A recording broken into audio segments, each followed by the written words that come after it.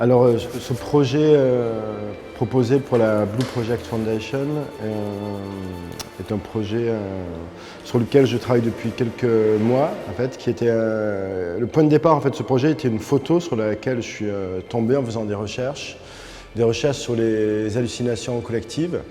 Et donc, je suis tombé sur cette photo qui est reproduite, qu'on verra ensuite, que j'ai redessinée en fait plusieurs fois. Et en fait, cette image m'a beaucoup surpris parce que j'avais déjà d'abord l'impression qu'elle était fausse et elle possédait un caractère très fantastique, surnaturel et qui m'a tout de suite rappelé des gravures, en fait, notamment des séries de gravures de Gustave Doré sur le Paradis perdu qui mettaient en scène des sortes d'apparitions religieuses, divines, avec des anges, d'étranges créatures. Bon, là, on voit, il n'est pas question d'anges ni autre, mais on voit des sortes d'étranges rayons de lumière et on n'arrive pas à savoir sur cette photo s'ils viennent du ciel ou si au contraire, en fait, ils viennent du sol.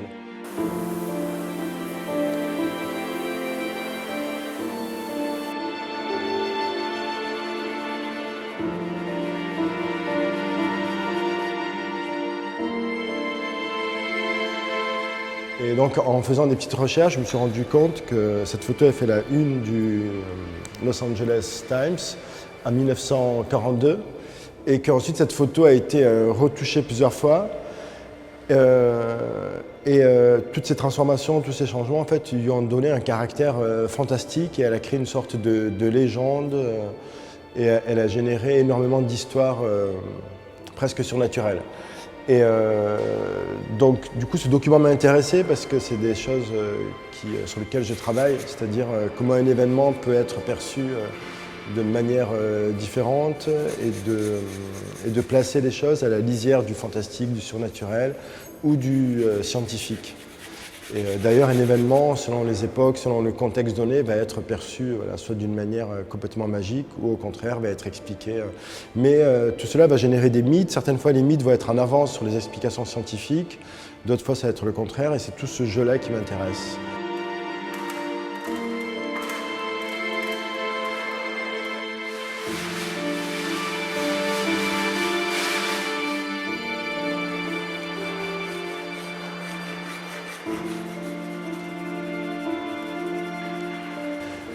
Ensuite, il faut dire qu'à propos de cette photo,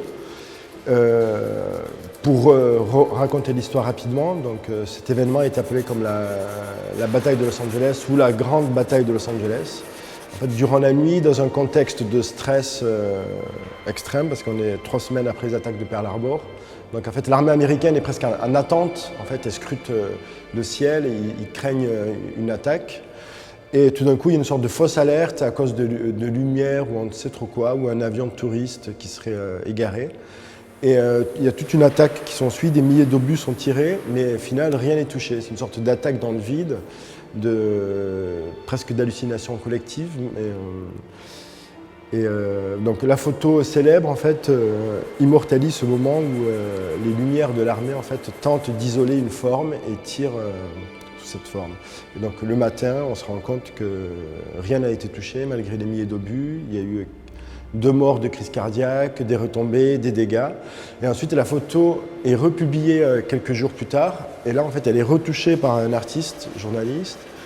Et il suggère une sorte d'halo lumineux. Et du coup, cet événement, en fait, va créer un nouvel événement.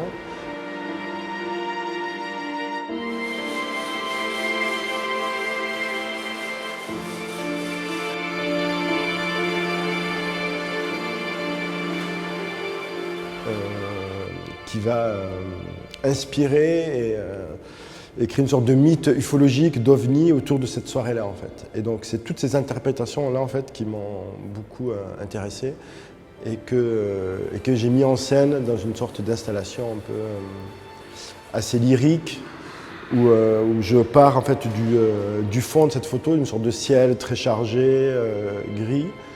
Et donc ça constitue le point de départ de cette installation qui joue aussi sur le lieu et qui le transforme, en fait. Donc il y a une sorte de mise en situation, une sorte de... Le caractère tragique, en fait, va être un peu exacerbé et va être mis en scène.